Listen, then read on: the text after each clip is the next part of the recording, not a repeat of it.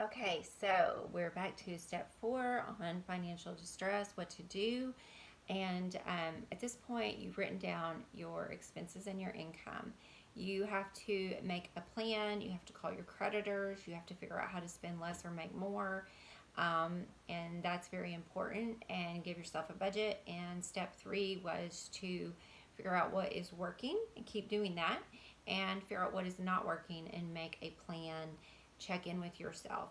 Now, the kicker to all of this, and you'll hear it a lot, is that you have to change your mindset.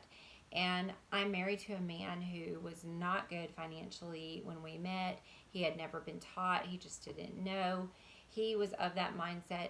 If you make enough money and you can make the payments, that's the American way. And a lot of people don't know any different than that. And I'm of the mindset of be debt free, have savings, live frugally, have what you need and a little bit of what you want, but don't be excessive and don't mortgage your future self for your current self. So you don't want to rob your future self of having a good life by overextending yourself now. So what I would say at step 4 would be working on your mindset. And how do you do that? My biggest suggestion would be podcasts, YouTube videos, reading blogs.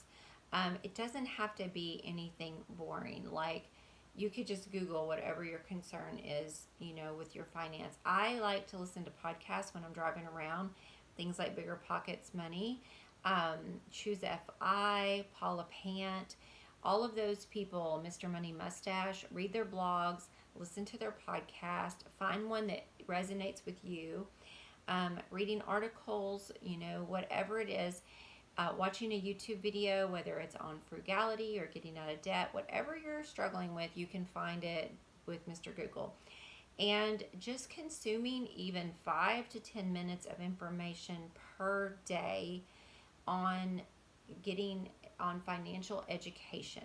Our system in America does not offer good financial education. So educating yourself a little bit every day on on personal finance. I noticed that at National Park Community College, there was, where I live in Hot Springs, Arkansas, there was a course on basic personal finance for women. There was one on fixing your car, basic household maintenance, self-defense. If I were a single woman and hadn't figured out a lot of that stuff, I would definitely be doing a lot of that to learn it. I do know personal finance. I am married to a cop, so I've had quite a bit of self-defense training, though I'm definitely not perfect at it, but I know what to do and what not to do. Probably need to take that. Basic home maintenance and car maintenance, I've kind of got that down. Could probably do better.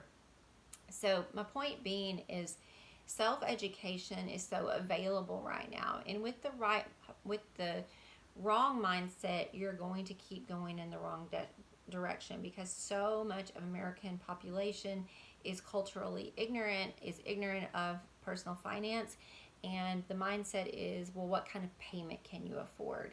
When it should be, you don't want to have payments. If you have to make a payment, you can't afford it. And I know that that's not always reasonable. Sometimes you just have to have a car, you don't have the money. But what a lot of people do is they go out and they get a new car.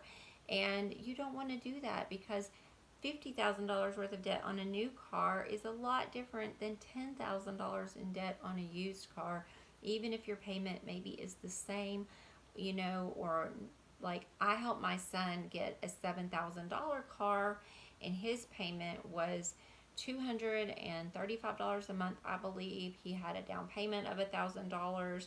And so that makes more sense. He has had to put some work into it. He has had an emergency fund that he's had to put some money into that car. But you don't want to go out and get the biggest payment that you can and get sucked into the American way, which is having payments. And because that will keep you're always going to be paying interest, and you want to be making interest.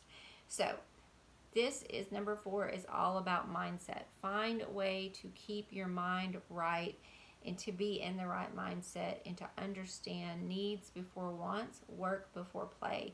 I'm not advocating being a workaholic, but if you're playing and not working and you can't pay your bills, you've got a problem there. And then you're going to have a self-esteem problem. So Number 4 is to work on your mindset. Find something to consume that helps you with your mindset every day on financial literacy. All right, and I'm going to end it right there unless I think of something else to talk about. I hope this has been helpful. Bye bye.